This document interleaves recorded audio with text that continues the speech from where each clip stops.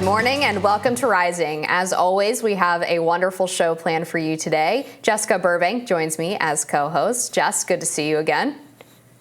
Good to be back with you doing the news. Absolutely. Why don't you kick us off? Well, developing this week, the Hawaiian island of Maui has been rocked with devastating wildfires. The death toll has now risen to 55 as of the time of this recording and is expected to grow amid an ongoing search and rescue effort, according to Hawaiian officials. The fires started on Tuesday and quickly tore across Maui, fueled by strong wind gusts from an offshore hurricane. Hawaii Governor Josh Green said at a press conference Thursday that the wildfires are likely the worst natural disaster in Hawaii's state history and resulted in, quote, utter devastation of the town Lahaina in northwestern Maui. On Thursday, President Biden approved a federal emergency disaster declaration for the state, freeing up additional federal funding to assist in recovery efforts. According to the AP, officials confirmed that Hawaii emergency management records show no indication that warning signs were triggered before devastating fires killed at least 55 people and wiped out a historic town. Here's a Maui resident talking to CNN. Telephone poles, no, actually electric poles on the floor, on the highways. It created this massive congestion, and where I think the Miko people was trying to cut all the cables. People were trying to swerve around it. It was completely, compared to The Walking Dead, it was a completely apocalyptic. People swerving around, accidents, and yeah, there was everybody's trying to run to save their lives. This seems like a huge misstep on behalf of the Hawaii government, Jessica, to not put out that emergency signal. And apparently they knew that wildfires were a significant problem and that something like this could potentially happen for quite a number of years. Last spring, there were reports that an arsonist was setting fires across Maui. And even before that, there was, indications from experts that an increase in non-native grass, dry grass covering the island, as well as an increase in temperatures and high winds, could have led to something like this. And so the failure to warn people and to manage the brush across Maui to prevent a wildfire of this magnitude is a massive failure, and they need to be held accountable for this. Yeah, a lot of the devastation and drought in Maui is largely driven by the tourist industry. And a lot of people have reported that Lahaina is a tourist town. It's really not. There are a lot of tourists that visit, but it's mostly a town where the residents are native Hawaiians. And so the neglect from the state government in Hawaii is just the continuation of colonization of Hawaii that's existed since the late 1700s. And just from the late 1700s to 1890, from the initial touch points of settlers, the population in Hawaii went from around 800,000 to 40,000 because of the diseases that were brought to Hawaii. So it's really sad to see that the prevalence of tourism and colonization in Hawaii is still leading to such devastation. That's definitely at play here, to have this state government kind of neglect this small town that is mostly native Hawaiians is just really sad to see. And the way that they were not prepped for these kind of wildfires is just, I think, a continuation as well of the government not serving native Hawaiians as they should. I was very troubled by the immediate politicization by a lot of politicians of the causes of this wildfire. There was a lot of talk about alleged inaction on climate change leading to this. And I understand people are saying that the rise in temperatures is attributable to climate change, and that was the main driver of this. But if you actually listen to experts from Hawaii, they say that this is the result of declining agriculture and the spread of these invasive species. According to Clay Trowernick, who is at the University of Hawaii, he's an environmental management expert. He said Hawaii's fire problem is due to the vast areas of unmanaged non-native grasslands from decades of declining agriculture.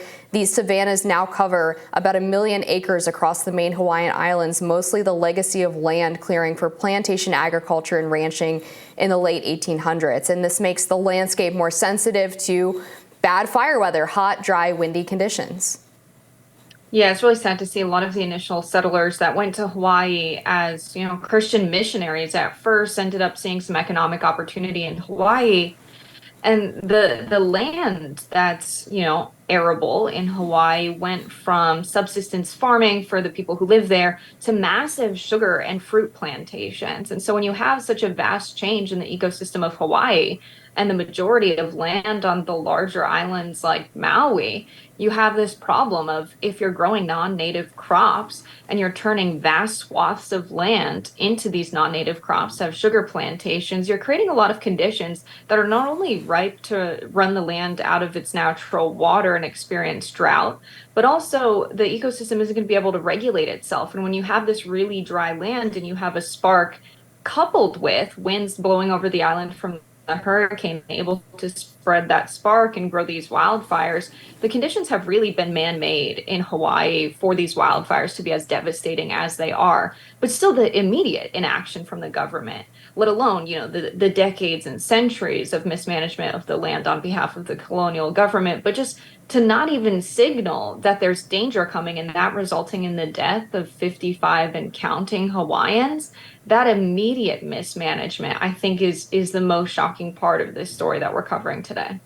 Yeah, and we see a similar attitude toward wildfires that take place in California, or the recent ones that happen in Canada, where the smoke spread down all the way to the mid-Atlantic in the United States. We had several alerts about the air quality being quite low here in Washington, D.C. and the surrounding areas.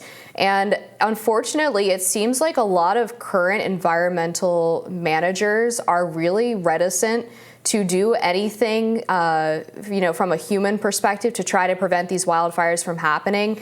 They are very resistant to the idea of controlled burns. They're very resistant to trying to get rid of invasive species that have taken over. And unfortunately, things like this happen very, very quickly. As you said, all it takes is a spark. All it takes is someone preventing to put out a small fire that they started with friends, and these things spread incredibly fast.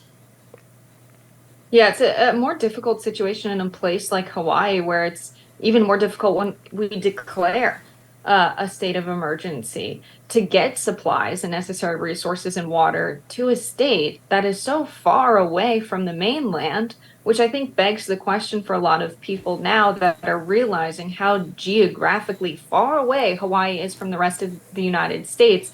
That's a huge complexity for solving this problem, for having Hawaii's entire economy and attachment to any kind of greater public resources from the federal government. It really just highlights that perhaps Hawaii shouldn't be a part of the United States in the first place. It's of the belief of many Americans that Hawaii was just kind of always a part of the United States, which really doesn't make sense when you look at the geography and, of course, when you know the history of how Hawaii became a part of the United States.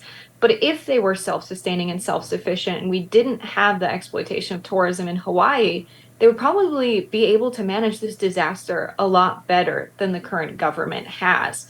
And that can't be left out of this story. I think we can debate for a very long time if we can clearly tie, the intensity of the hurricane and the offshore winds and the increased dryness of land and high temperatures to climate change. But what's very obvious is that this is a man-made disaster in some way. And it's time for, I think, a lot of people who have never questioned it to really challenge the United States relationship for Hawaii. Why are states like Hawaii and Puerto Rico experiencing natural disasters, struggling so much for resources that would be given sooner if a disaster happened on the mainland?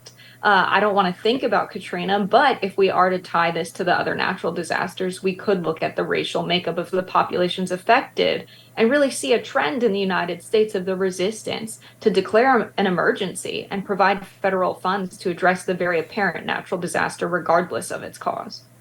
I will say that President Biden was quick to declare the natural disaster here, and we do know that the Bureau of Land Management, it has a huge backlog of acres in need of management outside of Hawaii, certainly across the continental United States. So I'm not sure that this is necessarily an issue of the United States relationship with Hawaii or the federal government not caring about them.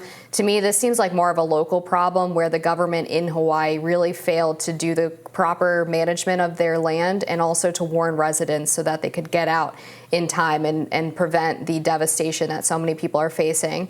We'll be back with more Rising after this.